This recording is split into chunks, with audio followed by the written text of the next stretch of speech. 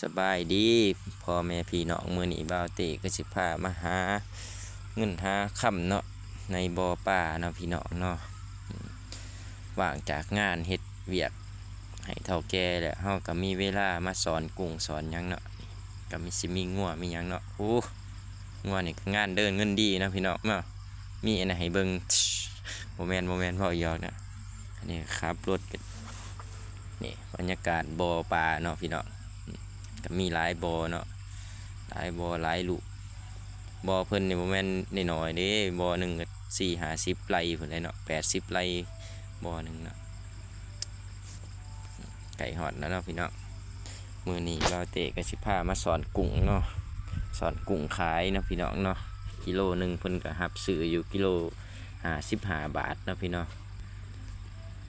กุ้งนี่จะเป็นกุ้งดองเลยพี่น้องดองนี่ดองน้ำแข็งเนาะโมเมนต์ว่าดองนี่นั่นอย่างอื่นดองน้ำแข็งว่าคล้ายๆว่าเขาบอกง่ายๆแช่น้ำแข็งนะพี่น้องเนาะแช่น้ำแข็งไว้ตอนแรกเพิ่นก็สิมาครับเฮาก็สั่งไปขายเนาะนี่บ่อนี่80 ไร่เนาะพี่น้องเนาะบ่อนี่ได้เงินดีเนาะหาเงินกุ้งสอนกุ้งติดดีเนาะพี่น้องเนาะส่วนมากเมียสิมาสอนได้เนาะพี่น้องเนาะอันนี้บ่าวเตเอาลูกเอายังมาอยู่นำก็บ่กล้าให้เมียมาสอนเนาะก็มาสอนเองย่านลูกลงเล่นน้ำตกน้ำตกในเนาะมาหอดเปลี่ยนชุดเสื้อผ้าเตรียมพร้อมแล้วใส่เสื้อบาเต้นี่จะเป็นคนย่านปิงเนาะพี่น้องเนาะก็จะมีเซฟตี้ไปจักหน่อย เป็นลูกผู้ชายแต่ว่าย่านปิงเนาะพี่น้องเนาะนี่ก็คือสวิงของเราเนาะสวิงนี่ก็ชิ้นยางสอนผู้เดียวได้นี่ก็สวิงน้อยเนาะสวิงน้อยนี่ก็จะเอาไปสอนอีกบ่อนึงก็จะมีกระมังอันนึงเนาะสำหรับคนย่านปิงเนาะก็จะใส่ส่งขาเงาใส่ส่งขาเงาแล้วก็ใส่เกิบก็คือเป็นถุงเถานี่เราพี่น้องเนาะดีของเพิ่นอยู่เลยกันเปลือกหอยกันยังเนาะเมื่อบานจะซื้อเมื่ออยู่พี่น้อง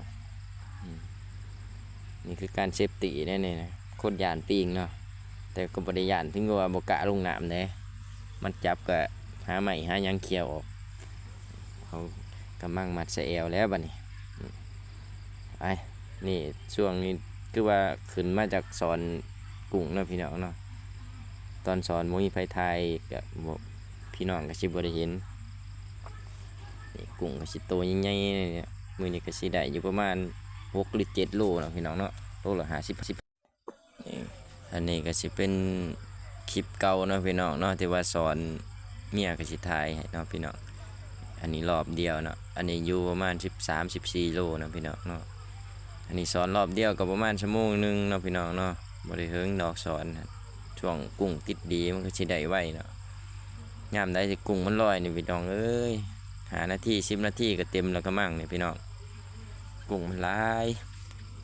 สอนแป๊บเดียวก็ได้แต่ว่ามันก็มีช่วงได้ช่วงบ่ได้เนาะพี่น้องเนาะช่วงได้ก็สิได้หลายขึ้นแนวนี้แหละพี่น้องช่วงที่มันบ่ติดกับบ่มีเลยเด้นี่เนาะวิธีคนอยู่บ่อเนาะมาเฮ็ดงานอยู่บ้านเขาเนาะหาเงินหาคำในบ่อนี่แหละพี่น้องเอ้ยสอนกุ้งสอนหยังขายคอยก็ได้เลี้ยงปลาเลี้ยงหยัง